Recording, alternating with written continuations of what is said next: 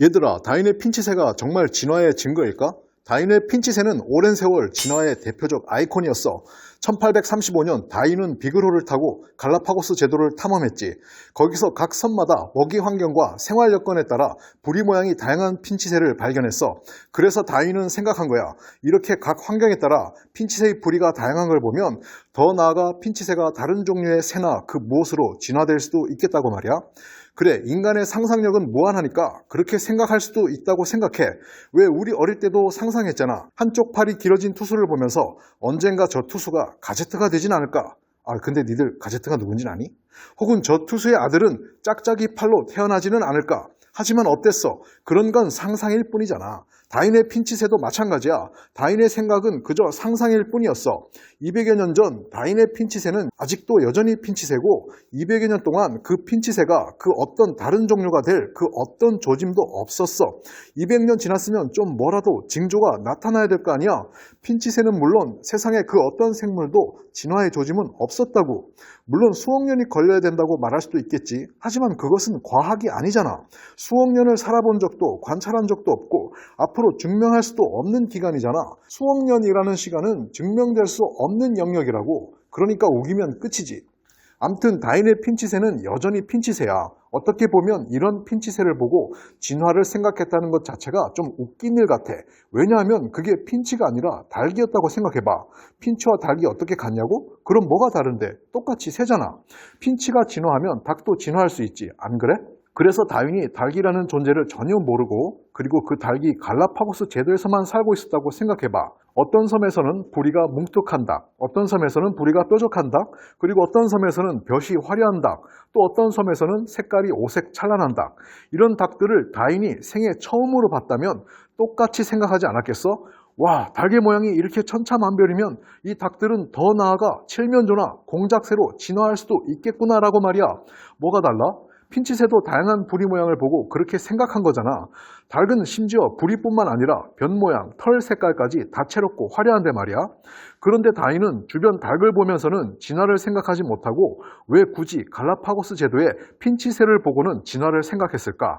생각해보면 단순해. 닭은 수천 년간 인류와 같이 살아왔으니 진화라고 우기기에는 위험 요소가 크지만 핀치는 저 멀리 떨어진 외딴 섬, 처음 보는 생물이니 우기기 편하잖아. 안 그래? 아마 닭이 갈라파고스에서만 살았고 그것을 다윈이 생애 처음 발견했었다면 닭은 다윈의 치킨으로 핀치를 제끼고 200년간 진화의 아이콘으로 대체됐을 거라고. 안 그래? 암튼 핀치나 닭이나 똑같은 거야. 핀치새의 부리 모양이 다양한 것은 닭의 모양이 천차만별이듯 각각의 다양한 유전 정보의 발현과 잡종 교배의 결과일 뿐이야. 진화가 아니라고. 그리고 이러한 핀치새의 다양한 부리 모양은 성경의 스토리인 창조와 죄의 결과인 퇴화에 부합해.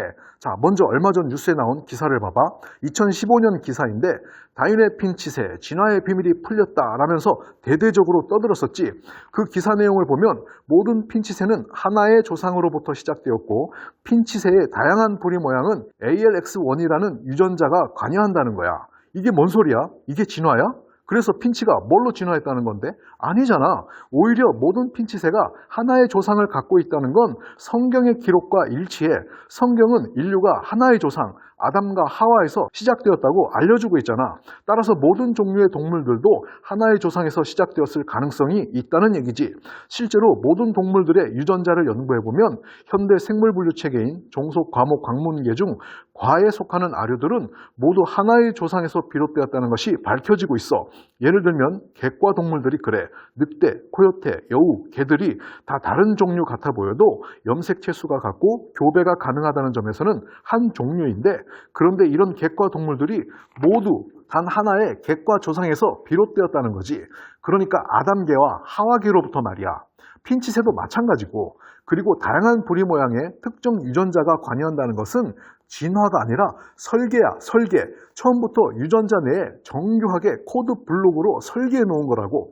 그리고 한 종내에서 다양한 변이가 발현되는 것은 진화가 아니라 퇴화야. 무슨 말이냐면 변이는 유전 정보의 손실로만 발생되지 결코 자연현상에서 그 어떤 종류도 유전 정보를 새로이 획득해 변이가 일어나는 경우는 없어. 생물의 다양성은 진화가 아니라 퇴화라고, 퇴화.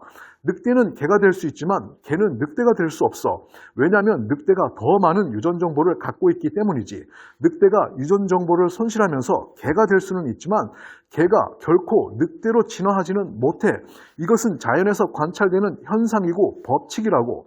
그러니까 퇴화는 법칙이고 진화는 이론, 가설이야. 퇴화가 법칙이라는 것은 이미 과학적 법칙으로 정립된 연력학 이 법칙과도 일치해. 자연계의 모든 물질은 엔트로피가 증가하고 있다는 그 연력학 이 법칙 말이야. 그리고 너희들 후성 유전학이라고 들어봤어? DNA 염기 서열의 변화, 그러니까 진화가 없어도 DNA의 메틸화 패턴만으로 한 종내에서 다양한 변이가 일어날 수 있고 또 그것이 후대에도 유전된다는 학문이야. 다윈이 핀치세를 내세울 때는 멘델의 유전 법칙도 없었고 후성 유전학이라는 학문도 없었어.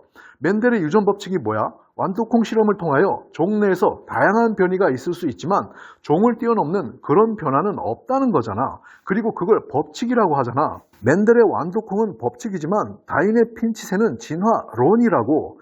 그리고 최근의 후성 유전학은 진화가 아니어도 DNA에 내장된 특별한 메틸화 패턴의 발현만으로도 한 종내에서 다양한 모양의 아류가 나올 수 있다는 것을 발견한 거야. 멘델의 유전 법칙과 후성 유전학이 먼저 나왔다면 과연 다윈의 진화론이 세상에 나올 수 있었을까? 과연 다윈의 핀치세를 가지고 진화의 아이콘으로 우상화할 수 있었을까? 얘들아, 북한 아이들은 어릴 때부터 세뇌가 되기 때문에 아직도 어버이 수령님이 솔방울로 폭탄을 만든다고 생각하고 있어. 우리는 과연 다를까? 우리는 아메바가 인간이 될 수 있다고 생각하잖아. 북한 아이들은 세뇌고 우리는 정말 과학적 학습을 한 걸까? 정말 그렇게 생각한다면 너희들이 그렇게 신뢰하는 과학자들의 말로써 우리 상태를 한번 환기해 볼게. 다음은 1980년 어쩌면 너희들이 세상에 태어나기도 전에 이미 세계적으로 유명한 진화론자들이 미국 시카고 자연박물관에 모여서 대진화에 대한 학술대회를 열고 했던 말들이야. 잘 들어봐봐. 시카고 회의의 가장 중요한 문제는 소진화의 메커니즘이 대진화의 현상을 설명할 만한가에 관한 것이었다. 명확히 주어질 수 있는 대답은 노였다. 밀접하게 연관되어 있다고 하더라도 자연선택과 진화는 동일시되어서는 안 된다. 1980년 시카고에서 열린 대진화 컨퍼런스는 소진화의 축적이 결코 대진화로 이어지지 않는다는 그 단순하고도 분명한 진실을 세상의 진화론자들이 학술대회에서 천명했던 사건이야. 이 말을 다른 말로 풀어본다면 다윈의 핀치세, 이제 그만 진화의 아이콘에서 좀 내려와줘 라는 얘기라고. 오늘은 여기까지 할게. 핀치세와 치킨 이야기가 충격이었다면 오늘 한번 곰곰이 잘 생각해봐. 그리고 솔방울에서 분노가 있었다면 미리 먼저 사과할게. 하지만 솔방울이나 핀치부리가 뭐가 다른지도 한번 곰곰이 생각해 보길 바라. 그럼 안녕.